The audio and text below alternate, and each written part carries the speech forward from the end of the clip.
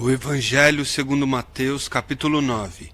Entrando no barco, passou para o outro lado, e chegou à sua cidade. E eis que lhe trouxeram um paralítico deitado numa cama.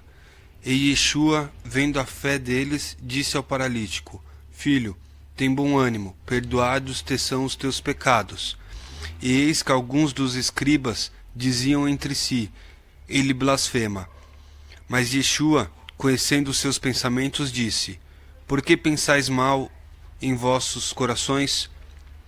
Pois, qual é mais fácil? Dizer: Perdoar-te são os teus pecados? Ou dizer: Levanta-te e anda?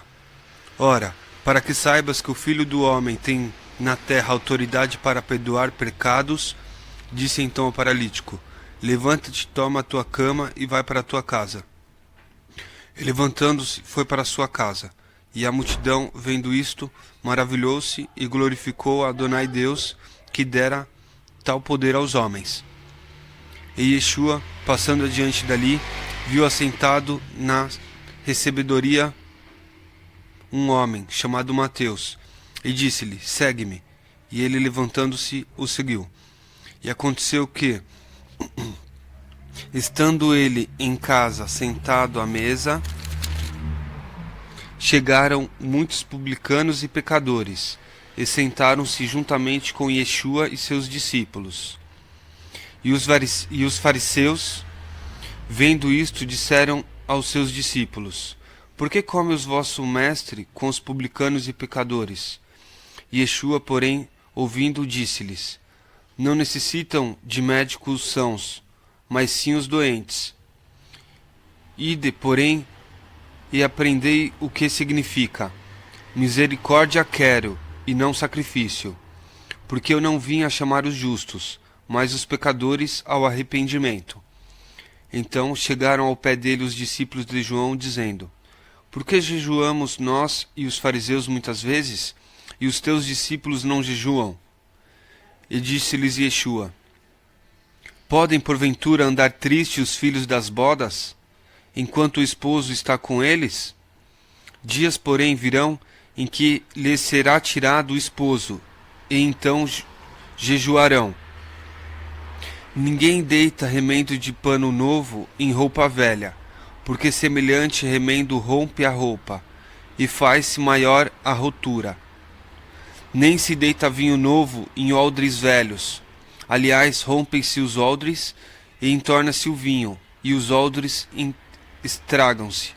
Mas deita-se vinho novo em odres novos, e assim ambos se conservam. Dizendo-lhe ele estas coisas, eis que chegou um chefe, e o adorou, dizendo: Minha filha faleceu agora mesmo, mas vem, impõe-lhe a tua mão, e ela viverá. E Yeshua, levantando-se, seguiu-o, e ele e os seus discípulos.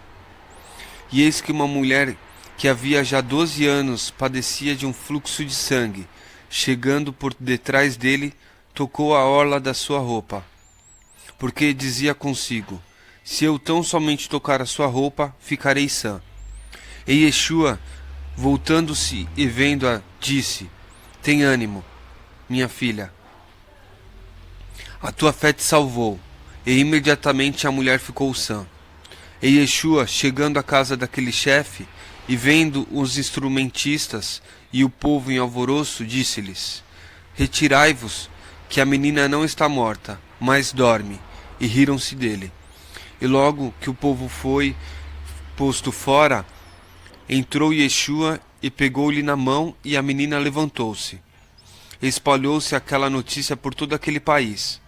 E partindo Yeshua dali, seguiram-no 2 cegos, clamando e dizendo: Tem compaixão de nós, filhos de Davi. E quando chegou à casa, os cegos se aproximaram dele, e Yeshua disse-lhes: Crerdes vós que eu possa fazer isso? Disseram-lhe eles: Sim, Senhor. Tocou então os olhos deles, dizendo: Seja-vos feita segundo a vossa fé. E os olhos se lhes abriram. E Yeshua ameaçou-os, dizendo: Olhai, que ninguém o saiba. Mas, tendo eles saído, divulgaram a sua fama por toda aquela terra. E havendo-se eles retirado, trouxeram-lhe um homem mudo e endemoniado.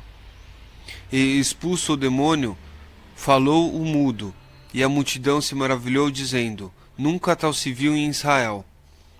Mas os fariseus diziam: Ele expulsa os demônios pelo príncipe dos demônios. E percorria Yeshua todas as cidades e aldeias, ensinando nas sinagogas deles e pregando o evangelho do reino, e curando todas as enfermidades e moléstias entre o povo. E, vendo as multidões, teve grande compaixão delas, porque andavam cansadas e desgarradas, como ovelhas que não têm pastor.